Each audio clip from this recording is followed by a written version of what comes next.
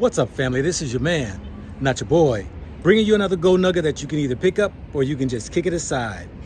I want to share these videos with you because we know that here recently in this last year, that whether it's the Arab countries or the other European countries that are stating who the people that live in Israel are. Now, I find interesting that when we begin to hear these messages, why is it that we as a people, African Americans, those that are maybe in the continent of Africa, tend to blow off these accusations, these allegations, whatever you want to call it, or even the truths, and not take seriously that maybe those who make claim of things are not. I want y'all to look at this video and I'll be back. أغلبنا لا يعرف بأن صعود النازية بين الحرب العالمية الأولى والثانية هو كان بدعم أمريكي. الكل يتساءل طيب كيف كان هناك انهيار ألماني وقيود أوروبية، كيف سمحوا للنازية بالصعود وتأسيس جيش بالدعم الأمريكي، بالأموال الأمريكية، بالقروض، بالاستثمارات؟ 6 ملايين، لا يوجد أي دليل بأن هناك 6 ملايين يهودي قتلوا. وربما حصلت محارق لا أحد ينفيها، وهناك معسكرات اعتقال صحيح، ولكن الدليل على أن هذا الموضوع مسيس وليس إنساني ولا حقيقي. كيف نتحدث عن 6 ملايين ولا نتحدث عن 26 مليون سوفيتي قتلوا في تلك الحرب؟ يعني 6 ملايين أغلى. الممارسات نفسها كانت على كل الاتجاهات، لم يكن هناك طرق قتل مختصة باليهود ولا طريقة تعذيب مختصة باليهود. في كل الأماكن نفس الطريقة استخدمتها النازية، ولكن القضية هي قضية مسيسة ولتزوير الحقيقة ولاحقا للتمهيد لنقل اليهود من أوروبا باتجاه مناطق أخرى هي فلسطين. اليهود الذين أتوا إلى فلسطين هم يهود الخزر شرق قزوين، هم وثنيون وتبعوا الديانة اليهودية في القرن الثامن الميلادي، هاجروا إلى أوروبا وأتوا إلى هذه المنطقة. لا يوجد أي علاقة بينهم وبين شعب إسرائيل. What do you think? Let me start with this right here. In one instance, you can say bait and switch. How do you switch into one person's position and leave them out there with nothing? We've seen this time and time again. I mean, whether it's from Europeans coming into the continent of Africa, calling themselves Africans, saying that this is their land. Whether you say the Europeans went over to Americas and said it's their land and removed the natives onto reservations. And you saw that even some of the Europeans made claims that they were natives to get the benefits. Whether you say it was the civil rights movement, and whether it was the feminist movement, the gay movement, whether it was those who were German and, Italians and, the Asians who were wanting to walk on the cusp or the heels of the Americans to even get a benefit, who weren't there to support, but only for their own agendas. We didn't see them in the police brutalities of sticking dogs and fire hydrants and billy clubs against us, or sitting at counters being mobbed by white racist people. They only took an occasion for when the cameras was there, walking in Washington, D.C., as though they're walking hand in hand in support, but was only there for their own agenda, trying to get part of the civil rights movement. We've seen it time and time again, the HBCUs, those people who are actually taking advantage of the benefits if you are a minority. White folks going to HBCUs to get free education. We see it to where even when it comes to those who have done DNA tests, trying to show and prove that they have so-called blackness or African blood in them to be able to get government contracts. I mean, this has happened time and time again, that we have been always removed out of our positions and others come in and push and brush you aside. I'm just saying. In the Bible, Revelations 2 and 9, and also Revelations 3 and 9, I want you to look it up. It makes reference to those who make a claim they are something, but they're not.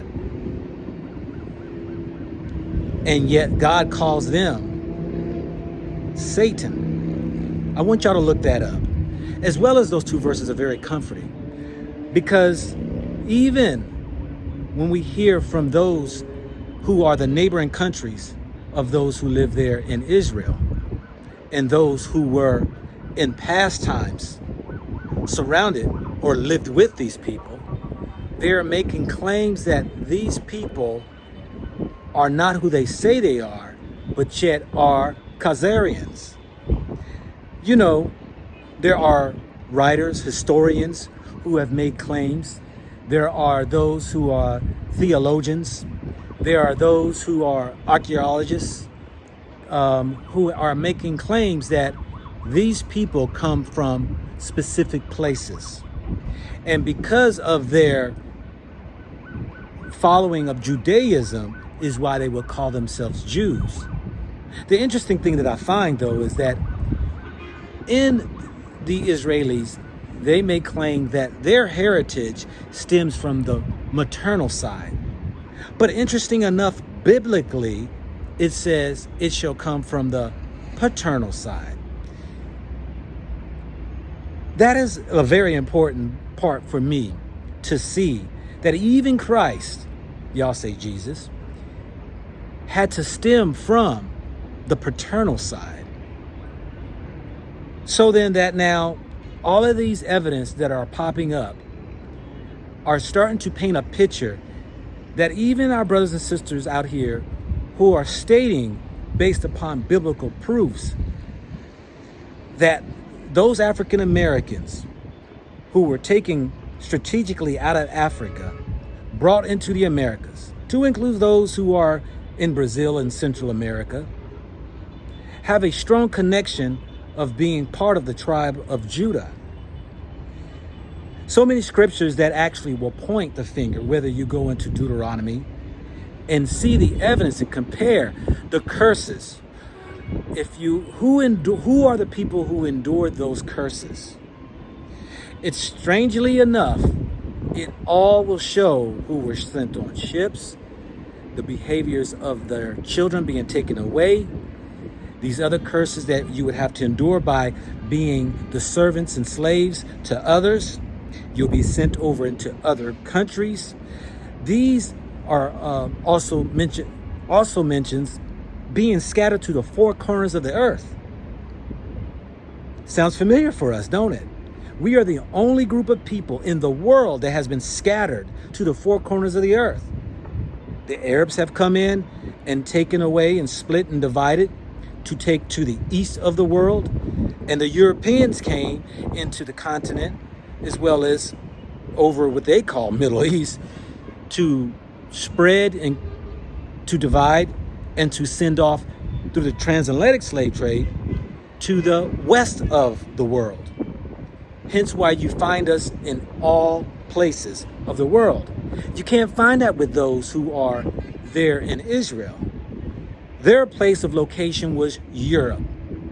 Whether you say it was Uzbekistan and Poland and Russian and German, these people were, but not to the four corners. You couldn't find them in South America, Australia, the Asian countries like Philippines, Japan, China, India. You can't find them scattered there, but for us, you can. I'm saying that as we begin to listen to truths by the neighboring countries and also those scholars who are pointing fingers saying that these people stem from these areas, we need to take serious note. Now, lastly, many people say, what does it matter? I'm saying spiritually, if you walked life and have taken note of Deuteronomy 28, 1 through 15, that the promises that we're giving, how your life would be differently, there's no way if you tested it to see your life will change, how you could refute it not being you.